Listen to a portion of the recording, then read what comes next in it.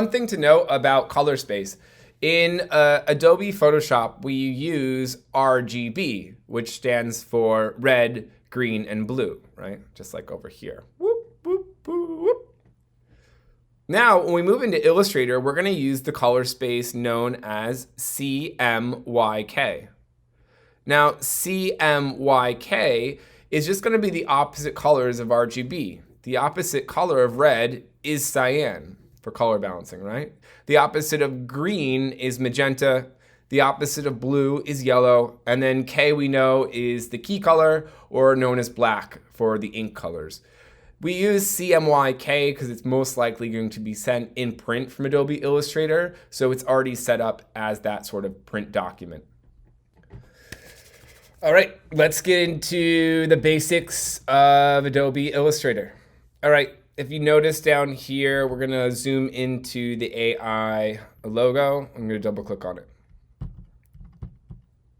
All right, over here, we're going to create new, and we'll talk about some of the settings here. All right, under new document, quite like Photoshop, it's set up the same way. You can see that there is mobile, web, print, film, and video set up a lot the same way. Down here, some of the basics. Okay, we have the title here, and then here I've switched it to pixels.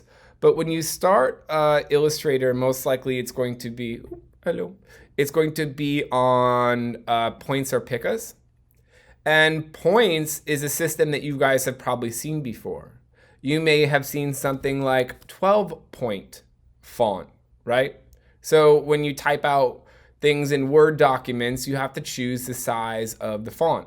So ding, ding, ding, graphic designers, you could make, pointing backwards, you could make fonts in here, right? Your own type of font, you can design them. That's the sort of thing that Illustrator might do. Now I'm going to hold this down here, and we can also go to inches, or for our international students, you have your centimeters and millimeters in here. I'm going to start with inches for now because it's easier for me to think about documents in that size. All right, we have our orientation here, and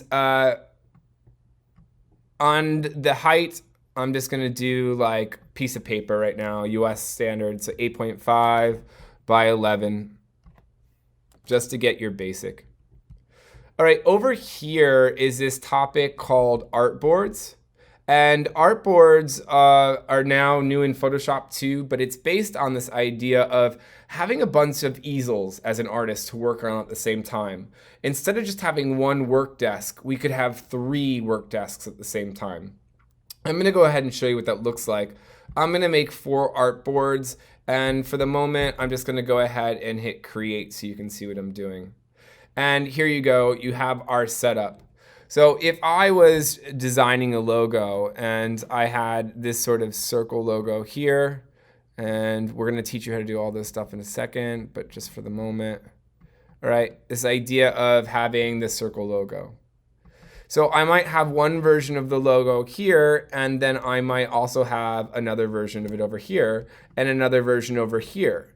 And maybe I have the original logo living outside of the artboard.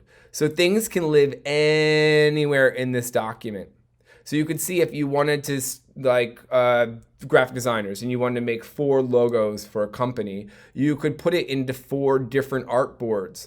And these artboards save independently and print independently too. But it opens up in one master file.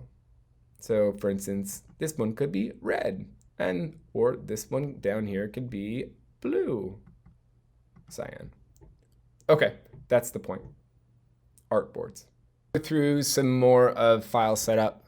So while I'm in Illustrator, I'm gonna go to File, New at the top. My computer loads slow because I'm not at the school. All right, I've got 8.5 by 11.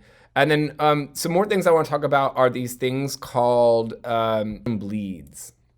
So these, if you're ever going to work for a magazine, and you're going to send any of your artwork or advertisement that you built to the magazine, you have to include these things called bleeds.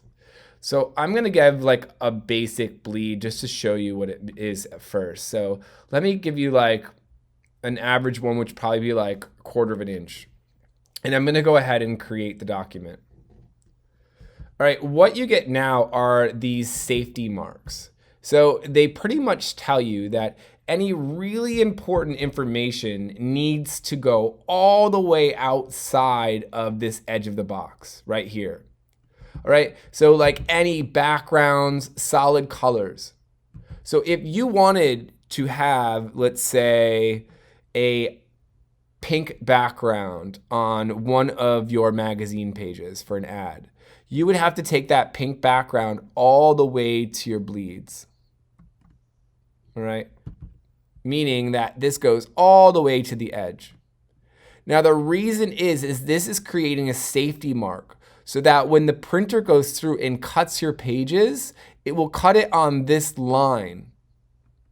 If you didn't have your pink box all the way to the end and you only had it right where the paper gets cut here, if the paper was slightly off in the cutter, you would get a little tiny white line there. And this would be a huge problem in print to have any sort of mess up on the edge of the corners on bleeds. So let's say you got a job for Vogue magazine this summer. You got really lucky. And you're gonna do an ad for them. So what you would do is you would type in like Vogue magazine bleed specs, right? And then you're gonna zoom in, I'm gonna zoom back out, I'm gonna zoom for all, and you would go to their website, and it looks like here we have Condé Nast, European company, and for each and every type of ad, whether it is a full page ad or it is a bleed, it has how much space it has to have around it for their specific magazine. All right, European, so it's in millimeters. Right, but this is the idea that you can find this information out for the future. Let's play this one little funny YouTube video I just found of a guy explaining bleeds, because he's just kind of random. Welcome to 2-Minute Design. I'm Dage, and what is bleed?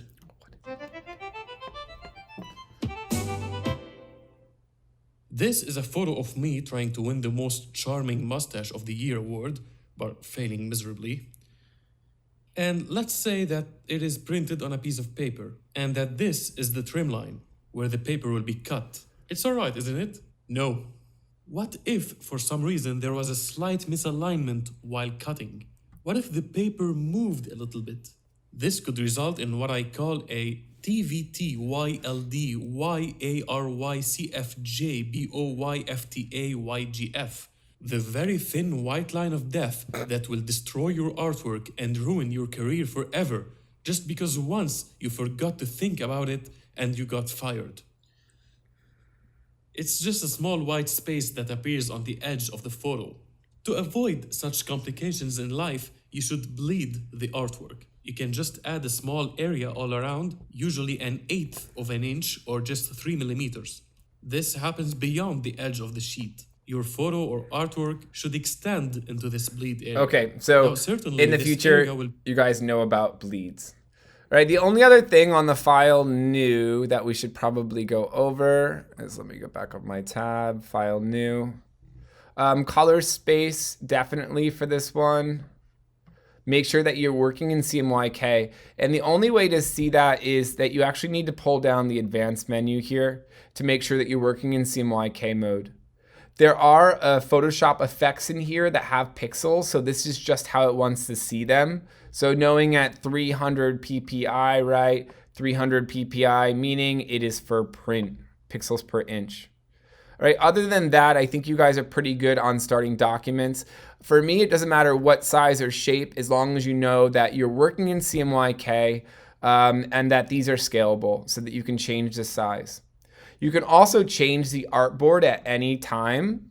Over here, as we go down through our keys, you'll know as we go through our tools, you'll know that one of these is called the artboard tool, and it's got this little box with a plus, and you can actually change at any time the artboard sizes on the fly, because they're not the document sizes, these are just the canvases that you're working on.